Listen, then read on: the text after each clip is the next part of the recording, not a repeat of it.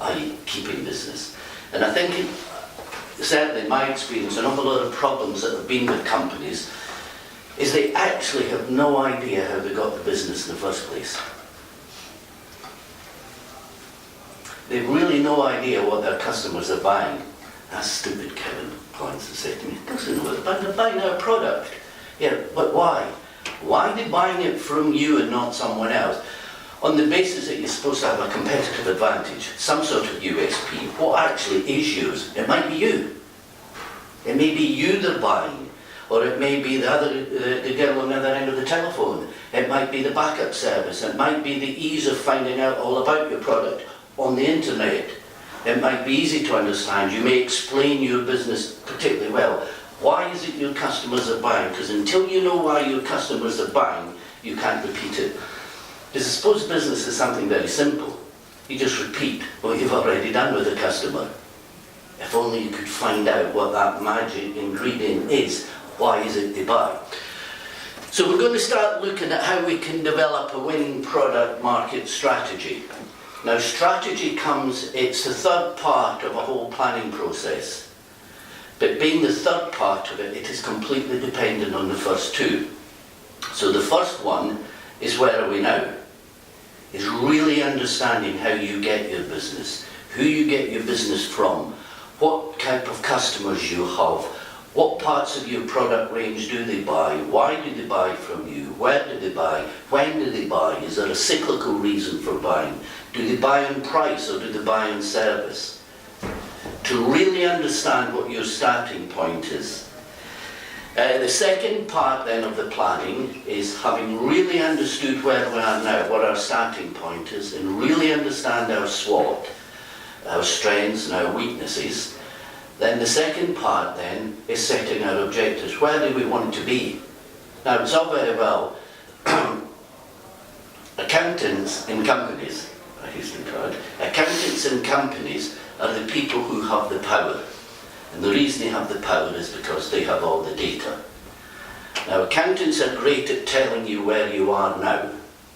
They usually can tell you how deep you are in the mire. What they have difficulty doing is forecasting forward, because they tend to take the old economics, ceteris paribus, all else being equal, the graph should go that way next year. But it never goes that way, because next year is definitely going to be different from this year. Fact. How different is we're going to find out when we look at where are we now. So, objectives, where we want to be, are they logical and are they feasible and are they achievable? Do they fall logically out of the information you have got about your business, about the competitors, about the economy, about the customers? The third one then is how we get there. And this is the one that we're going to look at, how we get there. Now, when we're looking at Ansoff, we're going to have to bring into a couple of other things. A few months ago I did a presentation on something called AIDA. Have you come across AIDA? Mm-hmm. It's not an opera. It stands for AIDA, Awareness, Interest, Desire and Action. It's quite a simple journey that a customer goes through. And it's rather obvious because until they're aware they can't show interest. But how do I get them from awareness to interest, then to desire, and then to action? So we're going to touch on that one. The other one is Pareto. And Pareto says, and you will know this, that 80% of my business comes from 20% of my customers. Or roughly that. It might be 75-25, it might be 90-10. But it's a fact. You have a group of customers that give you a great deal of business. My God, look after them. Don't neglect them. However, we know they're going to die, move on, be attracted maybe by another competitor. So what about the 80% of my customers who only give me 20% of my business? Which of those customers do I want to develop? In which way am I going to develop them?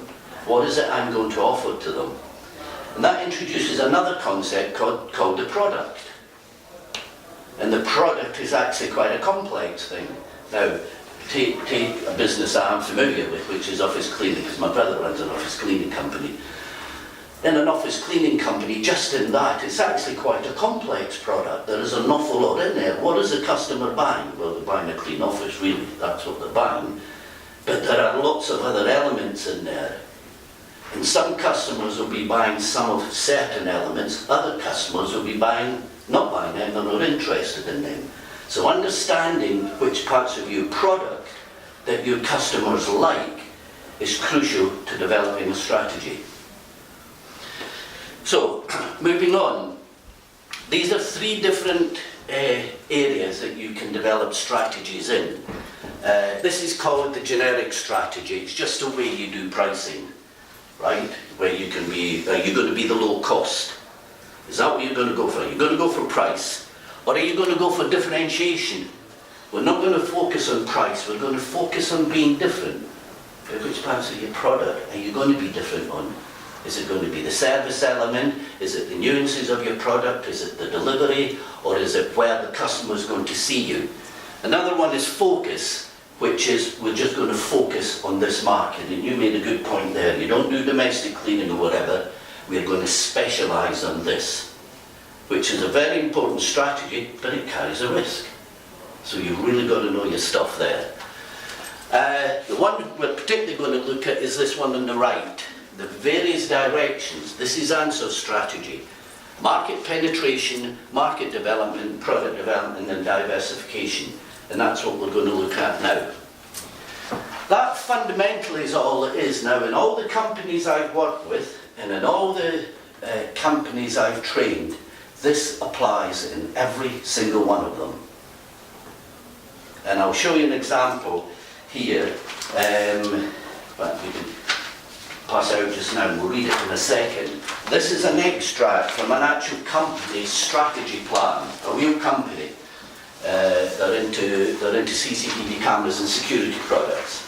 And this is applying Ansoff precisely to them. So the first one, tell me, who are your most important customers? Sick one. Sorry? Sick one. Horses. Wholesales. Horses. Animal. Cheese. Horses. Horses. Can you speak English like me? No. You're Scottish. Yes. Yeah, horsey. So you know who your best customer. One of the problems that many companies have is they seem hell-bent on getting new customers, focusing a lot of their energy and a lot of their attention on finding new customers. And yet, new customers haven't gone through AIDA, have they? Who are the only customers who have gone through AIDA completely? Existing customers. Your existing customers. And your existing customers have got a lot more mileage in them. So the first and most important strategy is your current database. Now that's why you use Pareto, because Pareto is going to tell you which customer is more important than the other, which one gives you the more profit, which one takes you less time to get that profit from. So current customers, current products, no change. My current product range, my current customers, I'm just going to get them to buy more, to get them to buy more often, to maybe change the cycle. Now the current products is an interesting one, because let's say for example you have 10 products. That's your current products. We don't want to have any new products, but you've got 10 products. Very few of your customers will be buying 10 products. Some of them may be buying 2, some may be buying 3. Okay? So one way I can penetrate this database is to get my customers to buy more of my product range. Look at the range, look at the products you've got that they aren't buying. Yeah, because they don't know about them. So, but the strategy is identification of that in the first place. The next stage then is if I'm going to get my customers to buy more and more often, what proposition am I going to offer them? Is it a price? Is it a delivery? Is it an ease of access? Is it giving them an individual to ring up? So whenever you want anything, just ring Mary. Mary is looking after you, so you cut right through our system and you get right to the person. So what do I have to do? To answer that question, I need to know my customers. I need to know why they buy. I need to know, for example, what price level they buy at. maybe I can set up a new pricing structure that says to them, if you buy every month instead of every 2 months, right, then we'll give you a different price. Really think of ways of how can I get this customer to come back to me more often. And then, having decided that, so I've now decided who the customers are, what package I'm going to offer them to encourage them more, then the next stage is how am I going to tell them about that? And that's where you then get into tactics and say, well, in that case, I may have to use email. I may start a blog. I now may have a special page on the website. Having a special page on the website for customers, current customers, your important customers that's unique to them, i.e. they get a special password to get on, makes them feel good. And it's you saying to them, hey, we value your business, you're one of our, and we want to do more business with you. So you can come onto the website on your special page and order there right away and learn about all the new offers we've got and everything first. Can I do that on my email? Well, why didn't you then tell me, you little bugger? I'll work with you. Can I give you an example, Kevin?